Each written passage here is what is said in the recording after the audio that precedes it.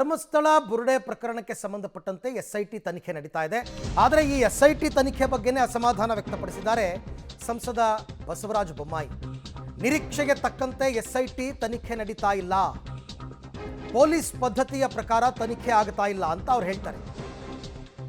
ಧರ್ಮಸ್ಥಳ ತನಿಖೆಗೆ ಮಾಜಿ ಸಿಎಂ ಬಸವರಾಜ ಬೊಮ್ಮಾಯಿ ಅವರು ಆಕ್ಷೇಪವನ್ನು ವ್ಯಕ್ತಪಡಿಸಿದ್ದಾರೆ.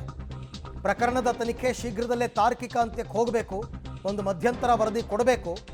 ಎಸ್ಐಟಿ ಅವರು ಷಡ್ಯಂತ್ರ ಮಾಡಿದ ಮುಖ್ಯ ವ್ಯಕ್ತಿಗಳನ್ನೇ ಮುಟ್ಟಿಲ್ಲ.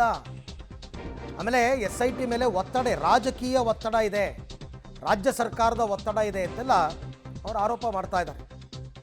ಇಲ್ಲಿವರೆಗೆ ಆಗಿರುವ ತನಿಖೆಯ ಬಗ್ಗೆ ವರದಿಯನ್ನು ಎಸ್ಐಟಿ ಅವರು ಕೊಡಲಿ, ಯಾಕೆ ಕೊಟ್ಟಿಲ್ಲ ಮಧ್ಯಂತರ ವರದಿಯನ್ನು ಅಂತ ಕೂಡ ಬಸವರಾಜ ಬೊಮ್ಮಾಯಿ ಅವರು ಪ್ರಶ್ನೆ ಮಾಡಿದ್ದಾರೆ. ಸಮಯ ಮತ್ತು ದಕ್ಷತೆಯಿಂದ ಆ ಕೇಸನ್ನು ತಾರ್ಕಿಕ ಹಂತಕ್ಕೆ ಅತಿ ಶೀಘ್ರದಲ್ಲಿ ತರೋ ಉದ್ದೇಶ ಎಸ್ಐಟಿದಿರು. ಇಲ್ಲಿ ಎಸ್ಐಟಿ ಮಾಡೋ ಅವಶ್ಯಕತೆ ಇರಲಿ.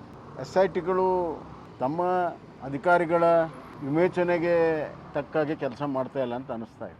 ಏನು ಒಂದು ಪೊಲೀಸಿನ ತನಿಖೆಯ ಒಂದು ಪದ್ಧತಿ ಇದೆ, ಆ ಪದ್ಧತಿ ಪ್ರಕಾರ ಕೆಲಸ ಮಾಡ್ತಾ ಇಲ್ಲ.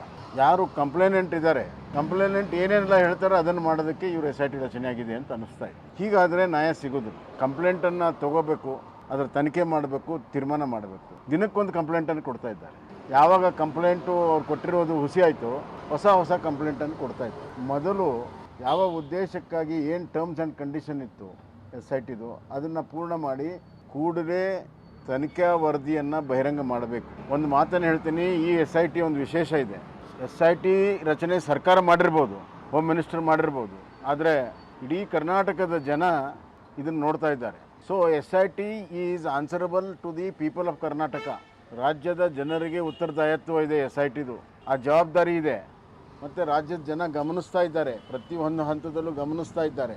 ನೀವು ನಡ್ಕೊಂಡಿರುವಂಥ ರೀತಿ, ಯಾರು ಈ ಎಲ್ಲ ಹಗರಣದ ಹಿಂದೆ ಇದ್ದಾರೆ, ಯಾವುದೋ ಬುರುಡೆಯ ವಿಚಾರದಲ್ಲಿ ವಿಫಲವಾಯಿತು, ಅದ್ರ ಹಿಂದೆ ಯಾರಿದ್ದಾರೆ, ತಾರ್ಕಿಕ ಅನ್ನೋದು ಕಾನ್ಸ್ಪಿರೇಟರ್ನ ಮುಟ್ಟೇ ಇಲ್ಲ ನೀವು.